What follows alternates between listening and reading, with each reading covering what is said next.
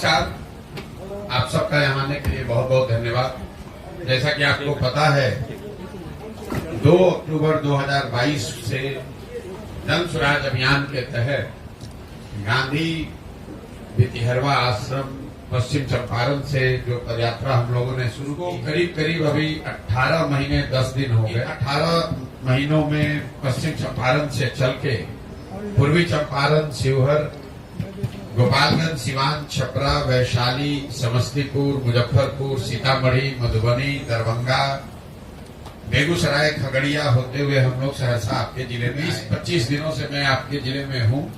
अभी 2-4-5 दिन और रहेंगे। कोई बहुत अगर परेशानी की वजह से पदयात्रा रुकी नहीं तो 16 तारीख तक मेरा अभी यहाँ प्रोग्राम है आपके जिले में। पदयात्रा के दौरान जो हम लोग के अनुभव रहे, इसका उद्देश्य आपके जिले में देखा, इस पर एक छोटा सा आपको टिप्पणी करूंगा। उसके बाद आप जो भी सवाल चाहें इस पदयात्रा के नजरिए से या देश और राज्य के राजनीतिक परिदृश्य में जो सवाल जवाब आप करना चाहते हैं वो पदयात्रा का जो मुख्य 3 उद्देश्य है, आप में से कुछ लोग जानते होंगे। पहला उद्देश्य ये है कि मेरे 20 वर्ष की अपनी सामाजिक राजनीतिक जो समझ है उसके आधार पर मेरी अपनी सोच है कि बिहार में जो गरीबी, पिछड़ापन, बदहाली है, इससे अगर निकलना है तो राजनीतिक स्तर से ज्यादा आगे बढ़कर समाज के स्तर पर प्रयास करने की जरूरत। इसलिए कि यहाँ पर जो लोग रहते हैं उनको अपनी समस्याओं के बारे में, उनके बच्चों के लिए शिक्षा नहीं है, रोजगार नहीं है, भ्रष्टाचार है, सड़क नहीं है, ये सारी बातें लोगों किसी नेता, पत्रकार या राजनीतिक टिप्पणी करने वाले की जरूरत नहीं है। लोगों को मालूम है कि उनकी समस्या क्या है। लेकिन जो लोग इन सारी समस्याओं को जानते हैं, उससे जूझ रहे हैं, ये सब के बावजूद जब चुनाव होता है तो वो लोग अपनी समस्याओं को छोड़कर उन मुद्दों पर वोट करते हैं जिनका उनके जीवन से कोई सरोकार नहीं। पिछले 35-40 सालों में ज्यादातर लोगों ने वोट 4 ही मुद्दे पर, एक जाति के नाम पर लोग वोट देते हैं। जैसे देश के अन्य कई हिस्सों में लोग जाति पर वोट देते हैं, वैसे यहाँ पर भी लोग जाति पर वोट देते हैं। यहाँ पर विचारधारा और धर्म, हिंदू मुसलमान के नाम पर वोट देने वालों की एक तीसरा एक बड़ा वर्ग बिहार में ऐसा है जो लालू जी के डर से भाजपा को वोट करता है। वो भाजपा का वोटर नहीं है, वो वोट लालू जी के डर से करता है। भाजपा को इसलिए करता है कि वो किसी भी हालत में लालू जी के जंगल राज को वापस नहीं देखना चाहता। यहाँ पर एक वर्ग है जिसमें ज्यादातर लोग मुसलमान समाज के हैं, जिनके पास मजबूरी है, वो भाजपा को वोट कर नहीं सकते हैं, तो भाजपा के डर से लालू जी को वोट करते हैं। वो भी लालू जी को चाहने वाले हैं या लालू जी को पसंद करते हैं, आरजेडी के वोटर है, ऐसी बात नहीं है।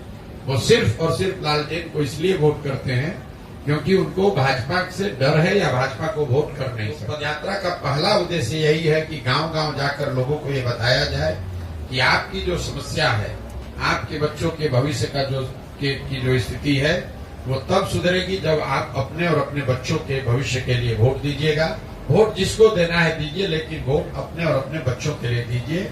इसीलिए इस पदयात्रा के दौरान सुबह से शाम तक हर 2-2.5 किलोमीटर पर रुककर गांव में, सड़क के किनारे छोटी छोटी सभाओं में हम लोग ये जाकर लोगों को पदयात्रा का उद्देश्य है। यहाँ पर जब ये अभियान शुरू किया हम लोगों ने तो एक अध्ययन में पाया कि करीब 55% बिहार के लोगों ने बताया कि बिहार में एक नए दल और विकल्प की जरूरत है। लोग बोलचाल की भाषा में बताते हैं भैया विकल्प नहीं है। तो उसको साइंटिफिक तरीके से जब देखा गया तो पता चला करीब आधे से ज्यादा जनता, वो चाहे भाजपा के का वोटर हो, आरजेडी का हो, जदयू का हो, कांग्रेस का हो, लेकिन आधे से ज्यादा बिहार की जनता ऐसा समझती है कि बिहार में एक नए दल की जरूरत है, नए विकल्प। इसीलिए पदयात्रा का दूसरा उद्देश्य है कि ऐसे उन सारे लोगों को जो चाहते हैं, समझते हैं कि बिहार में सुधार के लिए एक नए दल की जरूरत है, ऐसे लोगों को एक साथ लाया जाए, उनको इकट्ठा किया जाए और उनको वो राजनीतिक, सामाजिक सलाह, मदद दी जाए ताकि बिहार में एक नया दल बने और लोगों को विकल्प के अभाव में आरजेडी के डर से भाजपा और भाजपा के डर से लालू को वोट न दें। पदयात्रा का उद्देश्य ये है कि अगर बिहार के लोग इस बात को समझ लें कि उनको अपने और अपने बच्चों के लिए वोट करना है, उनके सामने एक सही बेहतर विकल्प दल नया बन भी जाए तो भी बिहार का विकास तब तक नहीं हो सकता है जब तक यहाँ की स्थानीय समस्याओं के बारे में उनको सुलझाने के लिए कोई योजना न हो। तो पदयात्रा का तीसरा उद्देश्य ये है कि जमीनी स्तर पर उतरकर वहां की समस्याओं को समझकर लोगों से बात विचार करके बिहार के हर एक पंचायत का, इस बात को ध्यान रखिए, हर एक पंचायत का अलग अलग अगले 10 वर्ष की विकास की योजना बनाई जाए, ताकि दल के साथ साथ लोगों को ये भी जानकारी हो कि अगर इस दल को, इस प्रत्याशी को वोट करते हैं तो उनके नगर, उनके पंचायत को अगले 10 वर्ष में विकसित बनाने के लिए जन सुराज की क्या योजना है, ताकि लोग उसको पढ़ें, देखें, समझें, चर्चा करें और उसके बाद अगर विश्वास हो। यात्रा के दौरान हम लोग ये 3 चीज करने की कोशिश कर रहे हैं। मैं या मेरे साथी जब तक हम लोग सहरसा में हैं तो प्रयास ये है कि हर गांव, हर घर तक पहुंचा जाए, लोगों को ये बताया जाए कि भाई आप अपने और अपने बच्चों के भविष्य के लिए वोट कीजिए। दूसरा प्रयास ये है कि सहरसा से निकलने से पहले ऐसे सारे लोग जो एक नया दल और विकल्प बनाना चाहते हैं उनको एक तरह से संगठनात्मक स्वरूप दिया जाए, एक संगठन उनके जरिए बनाया जाए।